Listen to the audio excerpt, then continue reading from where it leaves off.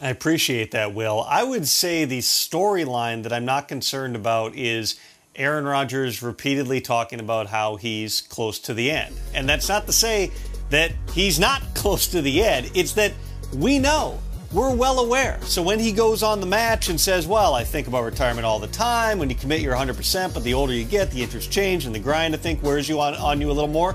Yeah, this is the spot that he's been in, and he's still gone out the past 2 years and won the NFL MVP. I am in no way saying that Aaron Rodgers should not muse about what's on his mind. I think that's been one of the great things, for better or worse at times, about Aaron Rodgers in the past couple of years, is he's been so open about everything going on with him that you felt like you're learning a lot about kind of the way that his brain works. But to the extent that every time that he says, well, he thinks about retirement all the time, what's that going to mean for how he plays? The answer, if you go back the past couple of years, is probably nothing. And he just signed a new contract that guarantees him $42 million this year, $59 million and change in 2023. He could still choose to walk away after the season. That would not be a favorable outcome for the Packers from a salary cap standpoint or otherwise. But it certainly seems like they're banking on a 2-year window right now with Aaron Rodgers. And even with Devontae Adams gone, they still feel like they've got a path forward with a really good quarterback whose mind, when he's in the building, is going to be 100% on winning a third straight MVP, Darius. You know what? The storyline I'm not worried about. Maybe I should be a little more. I don't know if it's my Patriot insider, Boston Connor, that's got me comfortable with this. But the Patriots not having an offensive coordinator, obviously losing Josh McDaniels to the Las Vegas Raiders, becoming the head coach out there.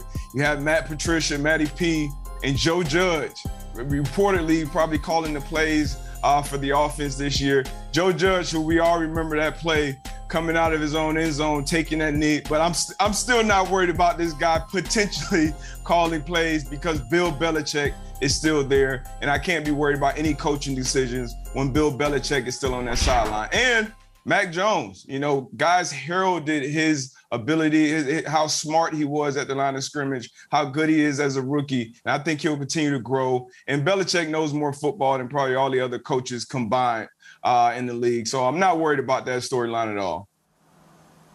I don't know how you possibly could be. Short of being a Patriots beat writer or insider who has to report on those things, it just does absolutely nothing to blow my hair back whatsoever. You see Belichick and you say they'll figure it out.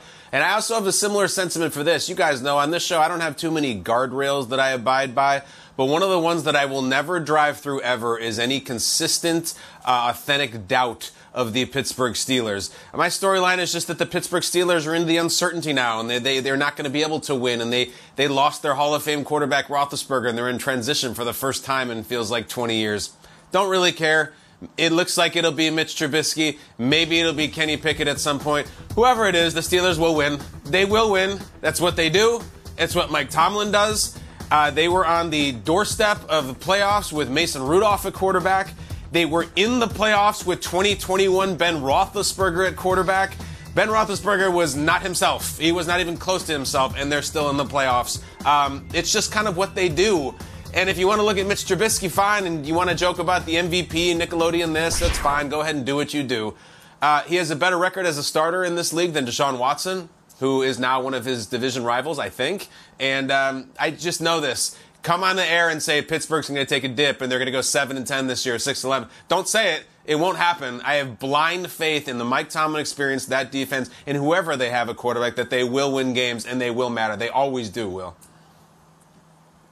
I completely agree with you, Kyle. They're always in the mix. Remember like 2 or 3 months ago, we thought the situation in the desert was going to go nuclear with Kyler Murray's contract. He scrubbed any traces of the Cardinals on his social media, and then there was that lengthy statement from his agent.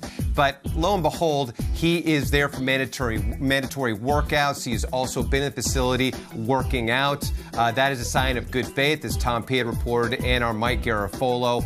And Cardinals GM Steve Keim has said Murray is their future. He said they'll be able to get something done this summer. And Murray himself has said Arizona is home and he wants to win Super Bowls there. He's obviously a physically gifted quarterback, and there is no alternative better than Kyler Murray. Yes, they need to do something about those late season fades and the performance in the playoffs, but those are other things for another day. God bless you. So for Kyler Murray and the Cardinals, I think that's an off-season storyline that we should not bother to be worried about.